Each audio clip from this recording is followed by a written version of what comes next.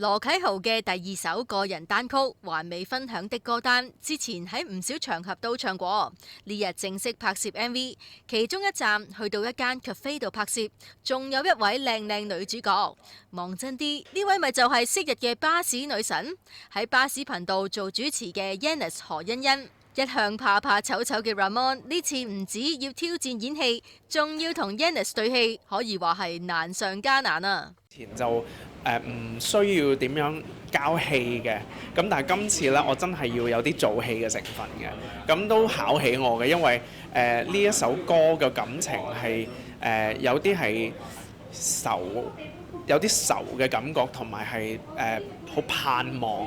嘅感覺啦。咁所以我都要即係做啲表情出嚟，同埋唔係淨係即係齋做表情，仲要係即係滲出嚟嘅啲表情。咁呢一樣嘢真係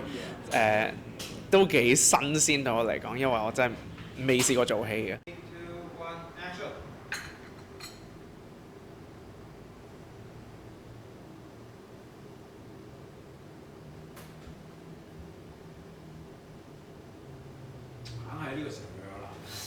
全程咧都係聽導演嚟指揮我哋，咁可能我哋都有時去到某一啲場景咧，都唔知要點樣表現，但係咧導演咧就會聲演咁樣 lead 住我哋去點樣去express 我哋嘅 feeling 啊，我哋嘅動作啊，咁所以好有趣件事，好似係之前冇睇劇本，但係咧我哋咧到現場咧就可以即席發揮到咁樣。Ramon 呢個 MV 仲有另一個亮點，佢會請埋支持佢嘅粉絲為 MV 作特別演出啊！可以去到呢一個階段呢，都係真係要多得我啲粉絲、我啲好學，因為佢哋我先至可以即係越嚟越進步，即係俾到好多信心我。咁同埋我係要回饋佢哋啦。咁其中一個方法呢，就係今次就構思咗係揾我啲豪學嚟同我一齊拍攝我呢個 MV 嘅。咁有幾十位啦，咁佢哋每人呢都有一個單口嘅video 啦，咁就會剪埋落去嘅 MV 入邊啦。咁我知道佢哋咧都好努力咁樣咧，就 spend 咗成日時間咧，就分幾隊咁樣咧，就去唔同嘅場景嗰度咧，就自己去拍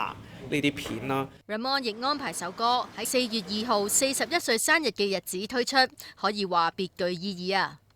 其實都係專登安排嘅，